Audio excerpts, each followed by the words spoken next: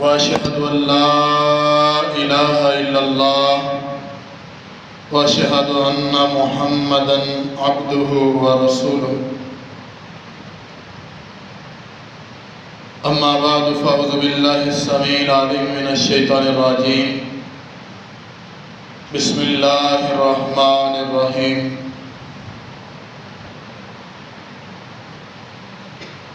فإن آمنوا بمثل ما آمنتم به فقد اهتدوا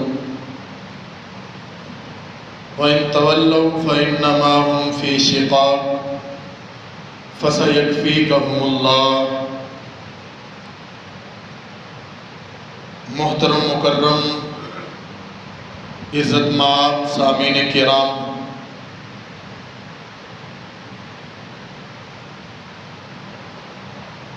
بغیر کسی لمبی چوڑی تمہید کے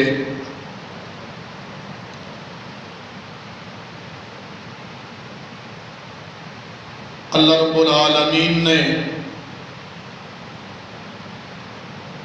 انسان کو اپنے احسان کے ساتھ پیدا کیا ہے اور کائنات کے مالک نے ہر چیز ہی احسان کے ساتھ عطا فرمائی۔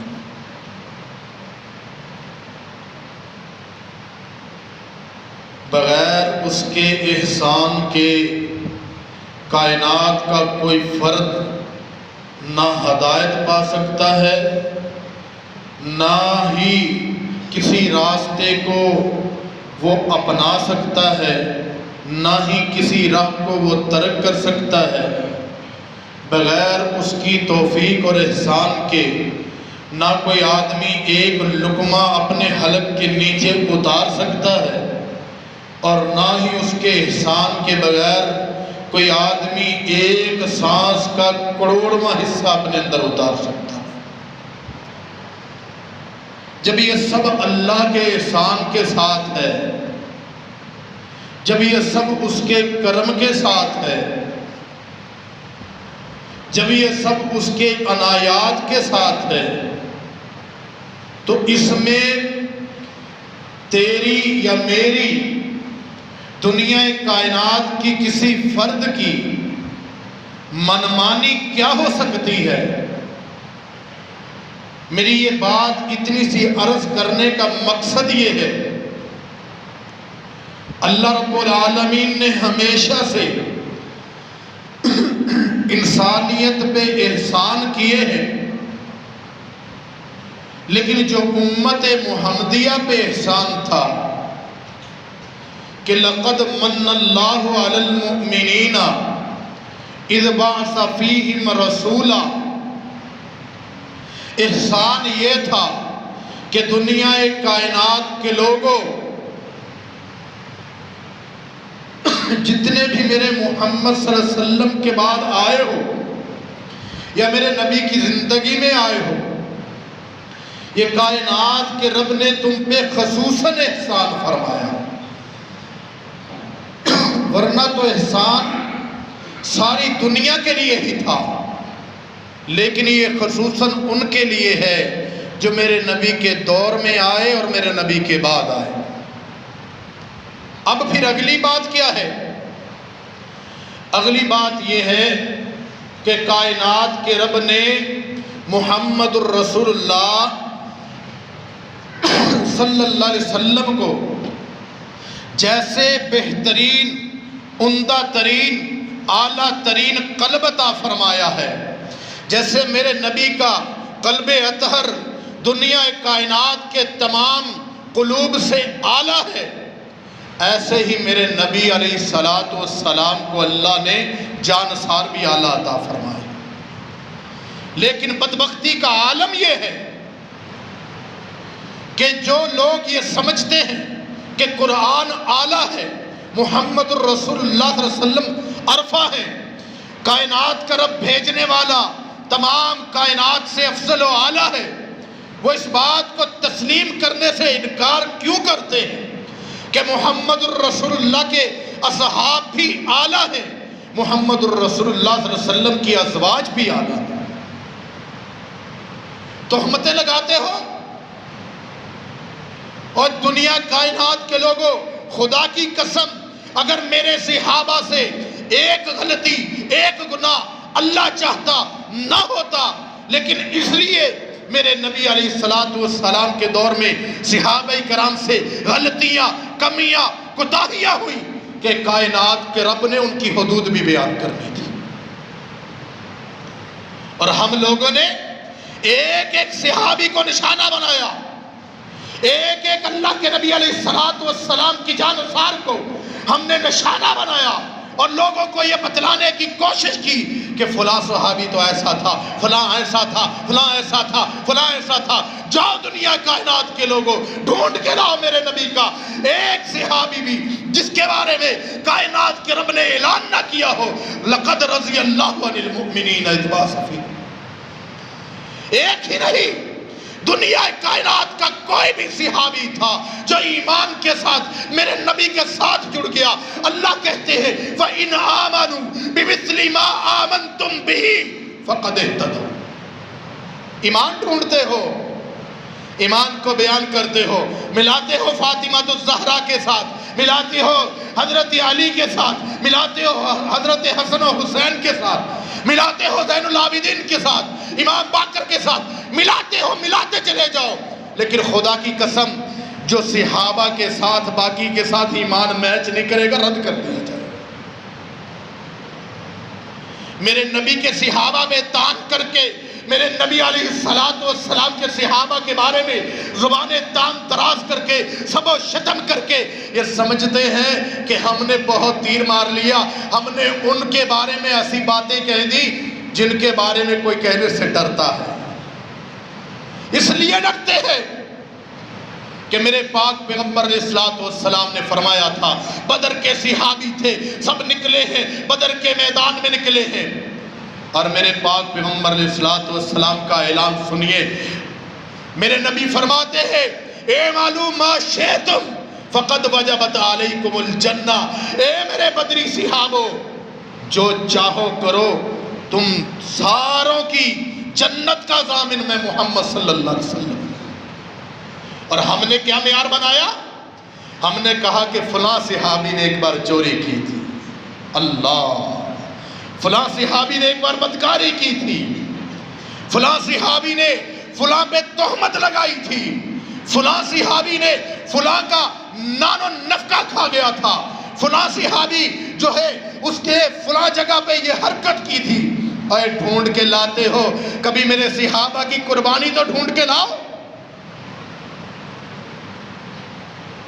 تمہارے باپ نے جو غلطیاں کی ہے، تمہارے دادا نے جو غلطیاں کی ہے، کبھی بیان کرتے ہو؟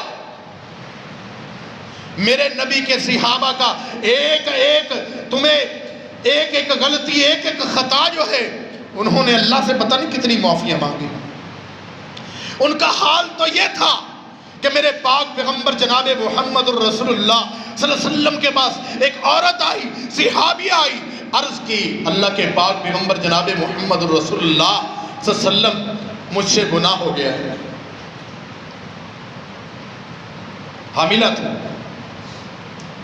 میرے پاک پیغمبر علیہ السلام نے فرمایا جب بچہ پیدا ہوگا، وہ پھر سے آئی، معافی کی طلبگار ہے، وہ کہتی ہے میری زندگی اگر ختم ہوتی ہے تو ہو جائے، لیکن رب کائنات کے دربار میں کل مجھے شرمندگی نہ ہو، وہاں پہ سرخروئی مل جائے۔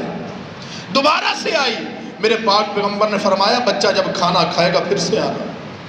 ثبوت کے طور پہ روٹی کا ایک ٹکڑا جو ہے بچے کو تھمایا ہوا ہے، آئی ہے، کہنے لگی ایک کائنات کے سردار محمد الرسول اللہ صلی اللہ علیہ وسلم دیکھیے میرا بچہ کھانا بھی کھاتا ہے۔ بچہ لے لیا گیا، میرے پاک پیغمبر نے اسلامی قوانین کے مطابق فیصلہ فرما دیا کہ عورت کو سنسار کر دیا جائے، پتھر مار کے رجم کر دیا جائے۔ پلان بن گیا، پتھر مارنے لگے، مارتے مارتے حضرت خالد بن ولید رضی اللہ تعالیٰ عنہ پتھر مارتے ہیں، خون کے چھینٹے اڑتے ہیں، حضرت خالد بن ولید رضی اللہ تعالیٰ عنہ پہ پڑتے ہیں۔ کہنے لگے بیہودہ عورت تھی، نعوذ باللہ، گندی عورت تھی، مجھے بھی جاتے گندہ کر گیا۔ یہ الفاظ میرے پاک پیغمبر تک پہنچے ہیں، میرے پاک پیغمبر نے فرمایا خالد تو نے بہت غلط بات کی ہے، اس عورت کی توبہ ایسی توبہ تھی، اس عورت کی توبہ ایسی توبہ تھی کہ اگر پورے مدینے کے اندر بانٹ دی جائے تو ایک اس عورت کی توبہ پورے مدینے کو جنت میں لے جائے، کافی ہو جائے اس عورت کی توبہ۔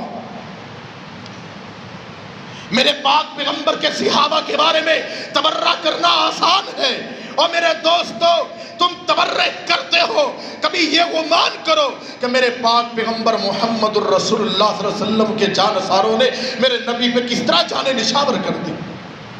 جان کی پرواہ نہیں ہے، اس بات کی پرواہ ہے کہ محمد الرسول اللہ ناراض نہ ہو جائے، اس بات کی پرواہ ہے کہ کائنات کا رب ناراض نہ ہو جائے، اس بات کی پرواہ ہے کہ قرآن کے خلاف جو کام کر بیٹھے ہیں میری زندگی ختم ہوتی ہے تو ہو جائے، لیکن قرآن کے خلاف جو بات کی ہے اس کا کفارہ کسی طرح ہوتا ہے۔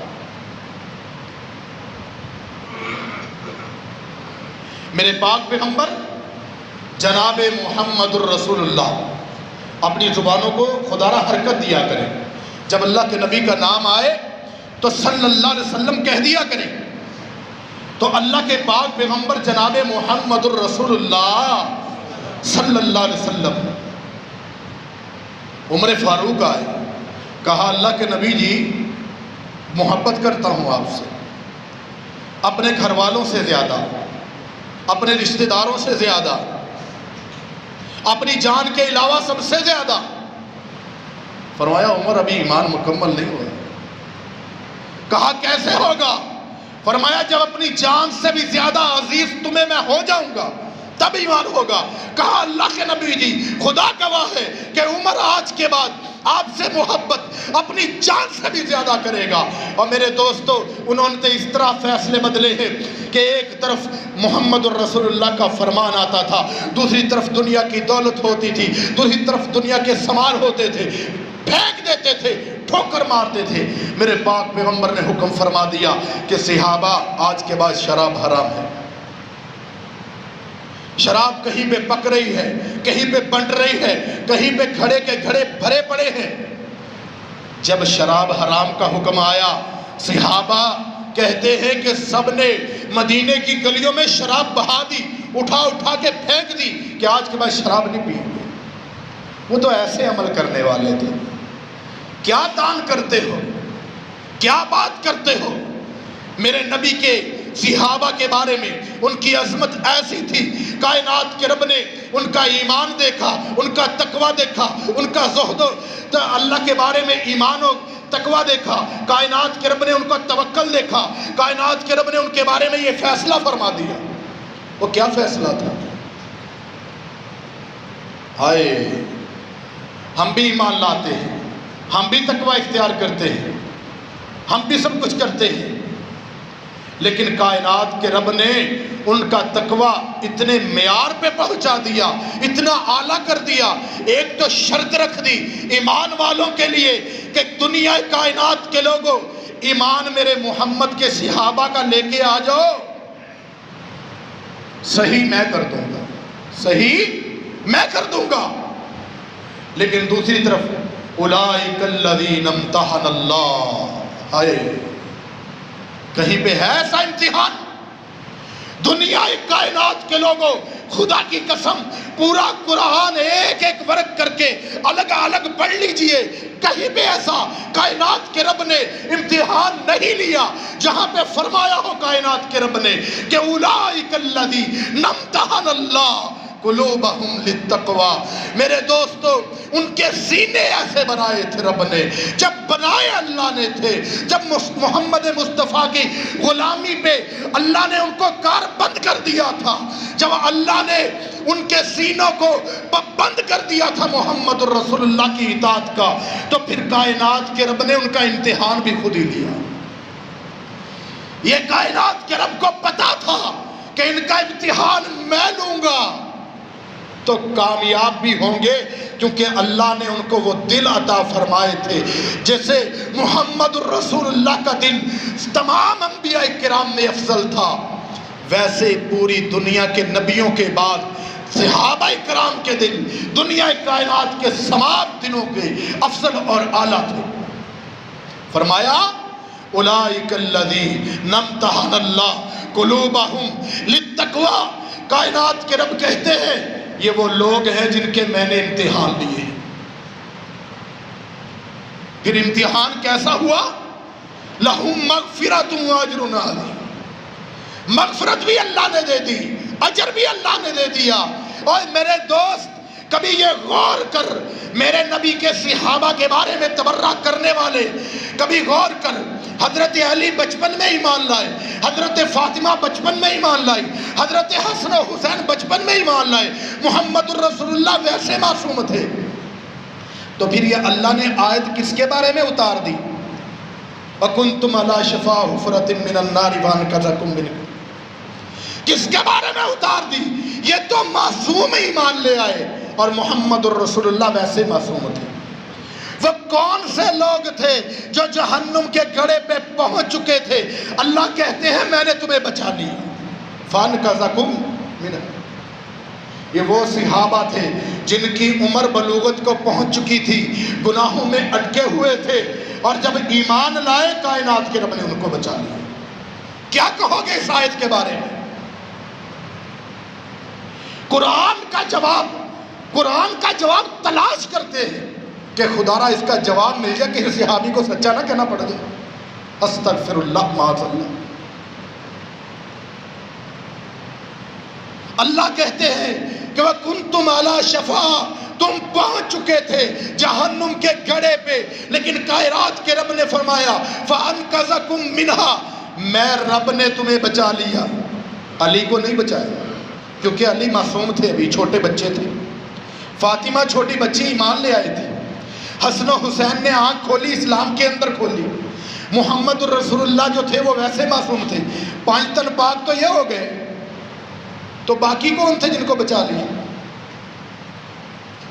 یہ وہ لوگ تھے جنہوں نے عمر جہالت کے اندر گزاری تھی، لیکن جب محمد الرسول اللہ آئے تھے تو ایمان لے آئے تھے۔ تو میرے دوستو، صحابہ کرام کی عظمت، صحابہ کرام کا مقام، صحابہ کرام کی شان کیسی ہے کہ اللہ رب العالمین کہتے ہیں اولئک حزب اللہ الا ان حزب اللہ هم المفلحون۔ کائنات کے رب نے فرمایا یہ گروہ ایسا گروہ ہے کہ اللہ کہتے ہیں کہ یہ اللہ کا گروہ ہے۔ کس کا گروہ ہے؟ اللہ کا گروہ ہے۔ الا ان حزب اللہ هم المفلحون، فرمایا یہ اللہ کا گروہ ہی کامیاب ہونے والا ہے، کامران ہونے والا ہے، اللہ کے ہاں عزتیں اور فلاح پانے والا ہے۔ اور میرے دوستو، قرآن سارا ہی صحابہ کرام کے بارے میں بھرا پڑا، لیکن تبرہ کرنے والا کبھی اپنے شعر میں تبرہ کرتا ہے، کبھی اپنی بات میں تبرہ کرتا ہے، کبھی اپنے جنون میں تبرہ کرتا ہے۔ اور میرے دوستو، خطائیں کس سے نہیں ہوتی؟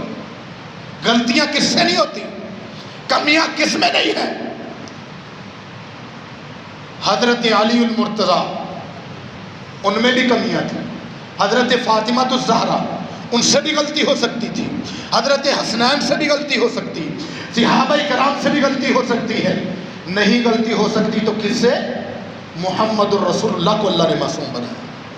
باقی صحابہ کرام سے اگر غلطی ہوگی تو کائنات کے رب سے وہ معافی مانگیں گے جیسے عام انسان مانگتے ہیں، اور ان کا مرتبہ یہ ہے کہ ان کی آنکھ نے محمد الرسول اللہ کو ایمان کی حالت میں دیکھا۔ یہ ایک مرتبہ کے لیے کافی ہے جنت میں جانے کے لیے۔ ایمان ہے میرے دوستوں، بات سمجھنی ہے۔ میرے پاک پیغمبر نے حضرت فاطمہ کو بلایا، اپنی پھوپھی صفیہ رضی اللہ تعالیٰ عنہ کو بلایا، دونوں کو بلایا، کہا بیٹی اس گمان میں نہ رہنا۔ کس گمان میں نہ رہنا؟ کہ تمہارے بابا نبی ہیں، تمہارے بابا اللہ کے دوست ہیں، اس گمان میں نہ رہنا۔ کل کائنات کے رب کو حساب دے کے جنت میں جانا ہے، اس گمان میں نہ رہنا کہ تیرے بابا تجھے چھڑوا لیں گے۔ اپنے اعمال کے ذریعے جانا۔ پھر محمد الرسول اللہ نے پھوپھی کو مخاطب کیا کہ پھوپھی جان، اس گمان میں نہ رہنا کہ بھتیجا نبی ہے، اللہ کے ہاں اپنے اعمال کے ذریعے جنت میں جانا ہے۔ کبھی اس بات پہ گمان کر کے ہاتھ پہ ہاتھ دھر کے بیٹھ جاؤ کہ میں تو عمل نہیں کرتی، میں تو اللہ کے نبی کی بیٹی ہوں یا میں اللہ کے نبی کی پھوپھی ہوں، مجھے کیا ضرورت ہے؟ فرمایا نہیں، اپنے اعمال کرنے ہیں۔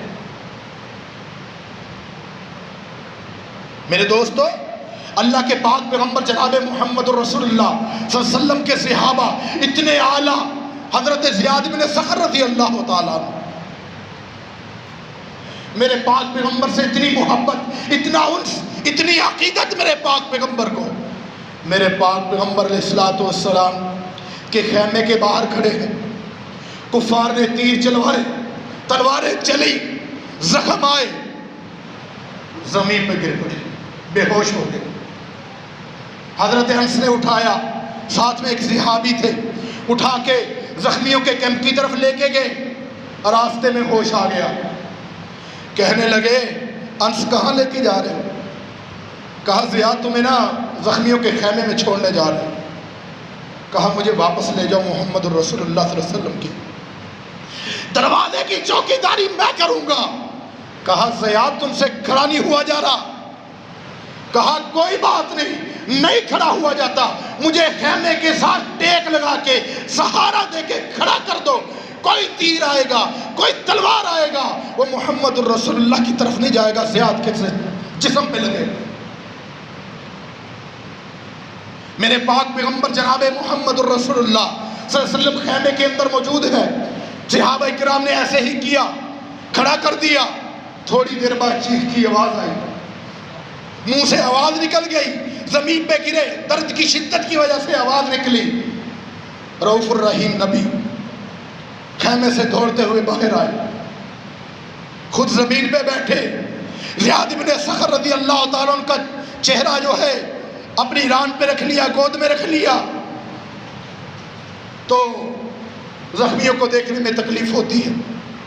میرے پاک پیغمبر نے چہرے پہ ہاتھ رکھا کہ زیاد اپنی آنکھیں بند کر لے یار، تجھے تکلیف ہوتی ہوگی۔ کہا نہیں اللہ کے نبی، آخری دیدار اپنا نصیب فرما دیجیے۔ کہا فکر کس چیز کی ہے؟ فرمایا اللہ کے نبی جی، کل قیامت کے دن آپ گواہی دیں گے نا کہ زیاد نے مرتے دم تک آپ کے دروازے کی چوکیداری نہیں چھوڑی تھی۔ میرے پاک پیغمبر نے فرمایا زیاد میں دیکھ رہا ہوں کہ اللہ نے تیرے لیے جنت میں گھر بنا دیے۔ میرے دوستو، کہاں سے ڈھونڈ کے لاؤ گے ایسا ایمان؟ ایک چھوٹی چھوٹی غلطی ڈھونڈ کے، صحابہ کرام کی خطا ڈھونڈ کے اس کو بیان کرتے ہو۔ کسی صحابی سے اگر کوئی غلطی ہوئی ہے تو اس نے اللہ سے رو رو کے معافیاں مانگی، کھول کھول کے بیان کرتے ہیں جی فلاں نے یہ کیا تھا، فلاں نے یہ کیا تھا۔ انسان پہلے اپنے دامن کی طرف دیکھے کہ میرے اندر کیا خطائیں ہیں، کیا گناہ ہیں، اور ان کے اندر کیا عظیم عظمتیں تھیں۔ بیان کرنے سے پہلے سوچ رہے میرے بھائیوں، ایک عبداللہ بن حضرت زیاد بن سخر نہیں بلکہ صحابہ کرام کی تو لائنیں لگی ہوئی ہیں۔ حضرت سعد رضی اللہ تعالیٰ عنہ کے بارے میں میرے پاک پیغمبر جناب محمد الرسول اللہ صلی اللہ علیہ وسلم نے فرمایا ارمی یا سعد فداک ابی و امی، سعد تجھ پہ میرے ماں باپ قربان ہو جائیں تو دشمنوں کی طرف تیر چلا۔ حضرت سعد بار بار کہتے اللہ کے نبی ذرا نیچے ہو جائیں، اوپر ہو کے نہ دیکھیں، ادھر سے تیر آ رہے ہیں، کوئی آپ کو نہ لگ جائے، میرے پیچھے کھڑے ہو جائیں۔ اور اللہ کے نبی بار بار کہہ رہے ارمی یا سعد فداک ابی و امی، تجھ پہ میرے ماں باپ قربان ہو، سعد تو تیر چلا۔ حضرت سعد کہا کرتے تھے کہ اللہ کے نبی نے یہ جملہ صرف مجھے فرمایا تھا کہ فداک ابی و امی، ان کے بارے میں تبرہ میرے پاک پیغمبر صلی اللہ علیہ وسلم نے فرمایا۔ اور میرے دوستو، اللہ کے نبی علیہ السلام نے فرمایا کہ جو کسی صحابی کو گالی دے، برا بھلا کہے، سب و شتم کرے، تو اس کو ہم یہی کہہ سکتے ہیں کہ لعنت اللہ علی شرکم، تم میں سے جو بدتر ہے اللہ تعالیٰ اس پہ اپنی لعنت فرمائے۔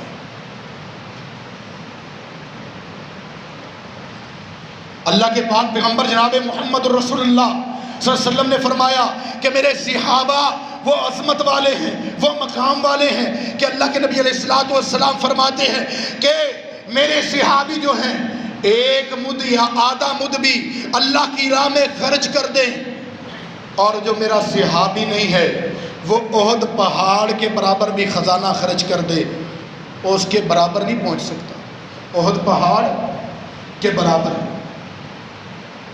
اتنا لمبا چوڑا پہاڑ،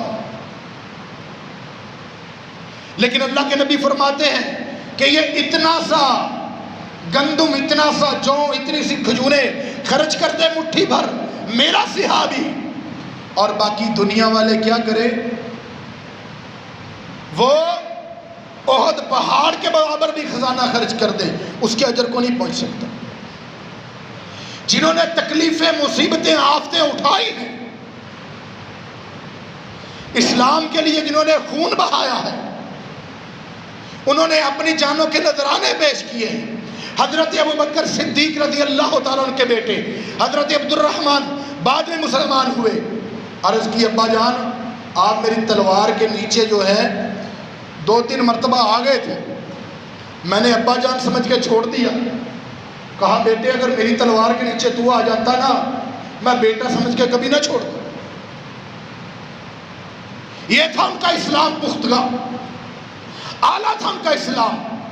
میرے پاک پیغمبر علیہ الصلوۃ والسلام کو حضرت عمر فاروق نے کیا کہا تھا؟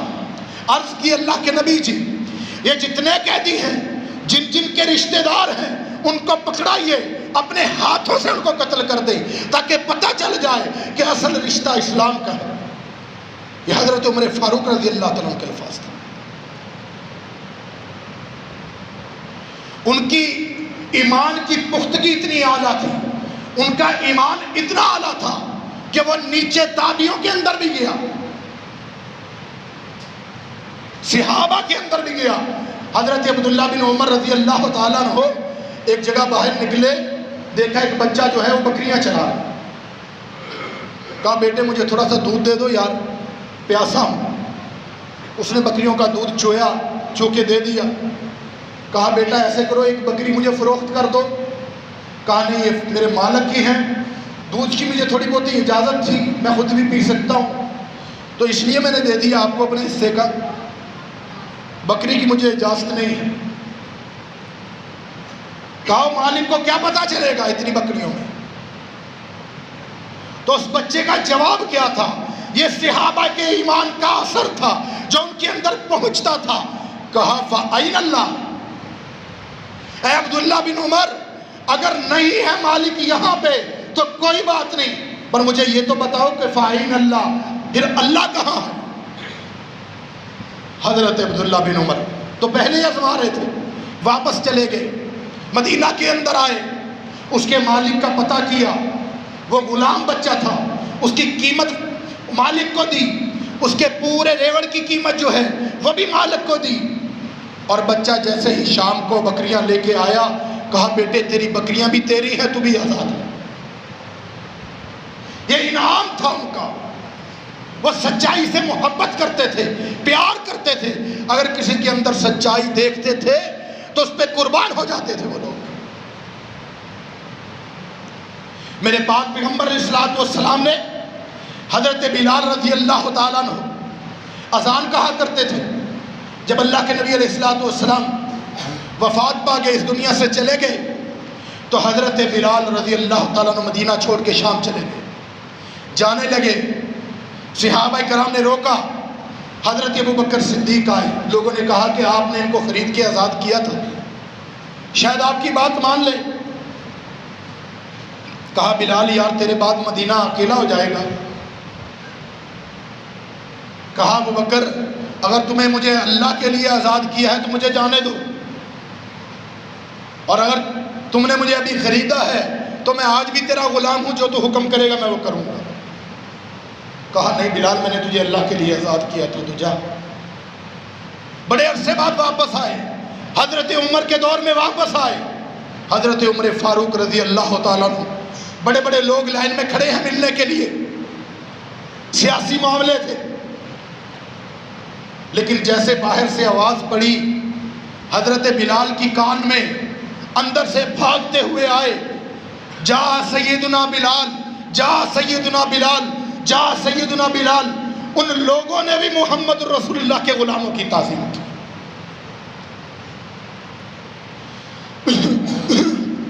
باہر آئے، حضرت بلال کو بلایا، اپنی مسند پہ بٹھایا، حضرت بلال سے باتیں کی۔ لوگوں نے کوشش کی کہ بلال اذان کہے، ہائے، حضرت بلال نے انکار کر دیا، کہا نہیں میں اذان نہیں کہوں۔ لوگوں کو پتا تھا کس کی بات مانے گا۔ حضرت حسنین کریمین کے پاس گئے تو عرض کی بلال سے کہیے اذان کہیں۔ یہ دونوں بچے آئے، حضرت بلال سے عرض کی کہ بلال، جو میرے نانا ابو کے دور میں آپ اذان سناتے تھے وہ اذان سنا دو۔ صحابہ کرام آپس میں جڑے ہوئے تھے، محبتیں تھیں، پیار تھا، عقیدت تھی۔ یہ کون لوگ ہیں جنہوں نے صحابہ کرام کو بھی الگ الگ کر دیا؟ میرے دوستو، میں کسی پہ تبرہ نہیں کرتا، کسی کے بارے میں کوئی بات نہیں کہتا، لیکن خدا را کبھی قرآن پاک پہ دھیان دو، کہیں پہ ان کو اللہ کہتے ہیں اولئک هم المؤمنون حقا، وہ سچے مومن ہیں۔ کہیں پہ اللہ کہتا ہے کہ آؤ تمہیں ایمان کی کسوٹی چاہیے نا، تم اپنے ایمان کو پرکھنا چاہتے ہو تو میرے نبی کے صحابہ کے ساتھ ماپ کے دیکھ لو، اگر ایسا ہی ایمان ہوگا تمہارے ایمان پہ مہر میں اللہ لگاؤں گا۔ اللہ فرماتے ہیں کہ اگر تمہیں محمد الرسول اللہ صلی اللہ علیہ وسلم کے گروہ کو جانچنا ہے تو وہ اللہ کا گروہ ہے، تم بھی اللہ کا گروہ بننا چاہتے ہو تو ویسے بن جاؤ۔ اللہ رب العالمین کہتے ہیں کہ تمہیں اگر کوئی چاہیے کہ جن کو میں نے جہنم سے بچا لیا تھا، فرمایا کہ وہ لوگ جہنم کے گھڑے پہ پہنچ چکے تھے، فَأَنْقَذَكُم مِّنْهَا، میں اللہ نے ان کو بچا لیا تھا، ان کو دیکھنا چاہتے ہو تو وہ میرے نبی کے صحابہ ہیں۔ میرے دوستو، ہم نے صرف ہمارا ایک ذہن ہے کہ ہم اگر پاکستان میں رہتے ہیں تو پاکستان کے بارے میں بری باتیں کریں گے، چھڑو جی یہ پاکستانی ہیں سارے، ادھا دے ہوں، فیصلہ آبادی ہے سارے، فیصلہ آبادی ادھا دے جی، چھڑو مان والے سارے چور ہے، ڈکیٹ آ، ساڈے نال کوئی نہیں صلح نہ رہندا۔ یار اپنے اسلام کو، اللہ کے بارے میں قرآن پہ شک کیا، محمد الرسول اللہ کے فرمان پہ شک کیا، پھر اللہ نبی محمد الرسول اللہ کے فرمان پہ شک کرنے کے ساتھ صحابہ کرام کے باہمی رشتوں پہ شک کیا۔ کبھی نسب نامے کھول کے دیکھو، حضرت علی المرتضیٰ کا رشتہ کہیں ابو بکر کے گھر والوں کے ساتھ بعد میں ہوتا ہے، حضرت عمر کے گھر والوں کے ساتھ ہوتا ہے، کہیں پر رشتہ داری اور تعلق داری جو ہے وہ صحابہ کرام کی ایک دوسرے کے ساتھ جڑی ہوئی ہے۔ اور میرے دوستو، کہاں کہاں سے توڑو گے؟ اللہ کے پاک پیغمبر محمد الرسول اللہ صلی اللہ علیہ وسلم نے ان کو ایک جماعت بنایا تھا۔ میں ایک واقعہ بس عرض کرتا ہوں صحابہ کرام کی زندگی کا۔ میرے پاک پیغمبر علیہ السلام نے دیکھا ایک کنویں پہ پانی پینے لگے تو ایک مہاجر نے ایک انصاری کو مذاق کے ساتھ ٹانگ مار دی، ٹانگ مار دی تو اب اس نے آواز لگائی، یا اہل الانصار، اے انصاریو، انصاری بھاگ کے آگے۔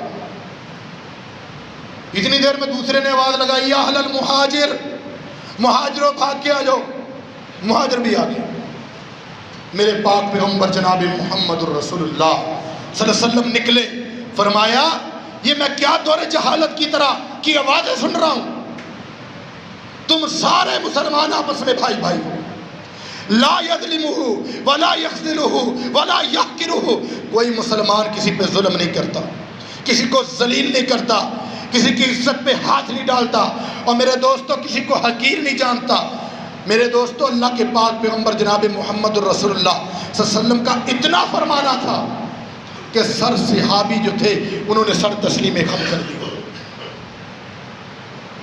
میرے نبی کی بات ماننے کے بارے میں بات کرتے ہو، انہوں نے اس طرح مانا ہے کہ کائنات کے رب نے بھی آسمانوں سے اعلان کیا کہ لقد رضی اللہ عن المؤمنین، کہ اللہ تعالیٰ ان لوگوں سے راضی ہو گیا، اذ یبایعونک تحت الشجرہ، جب یہ درخت کے نیچے محمد رسول اللہ سے بیعت کر رہے۔ یہ بات ایسی نہیں تھی کہ ایسے کیسے ہی بیعت کر کے نکل جائیں گے، بیعت ایسی تھی کہ جو آئے گا بیعت کرنے وہ اپنی جان کو اپنی ہتھیلی پہ رکھ کے آئے گا۔ اللہ رب العالمین سے دعا ہے کہ اللہ تعالی ہمیں اپنے عقائد کو درست کرنے کی توفیق عطا فرمائے، اللہ تعالی ہمیں اپنی اصلاح کی توفیق عطا فرمائے۔ ہم جتنے نیک ہیں ہم سب کو پتہ ہے، ہم جتنے اپنے آپ کو اچھا سمجھتے ہیں ہم سب کو پتہ ہے میرے دوستو، لیکن اتنی بات پہ غور کرو کہ محمد الرسول اللہ صلی اللہ علیہ وسلم جتنے اچھے تھے اللہ نے ان کو ساتھی بھی اتنے ہی اچھے عطا فرمائے تھے۔ اللہ رب العالمین سے دعا ہے اللہ عمل کی توفیق عطا فرمائے۔ وآخر دعوانا الحمدللہ۔ بہترین صدقہ جاریہ حاصل کرنے کے لیے اس ویڈیو کو لائک، کمنٹ اور شیئر کرنا مت بھولیں۔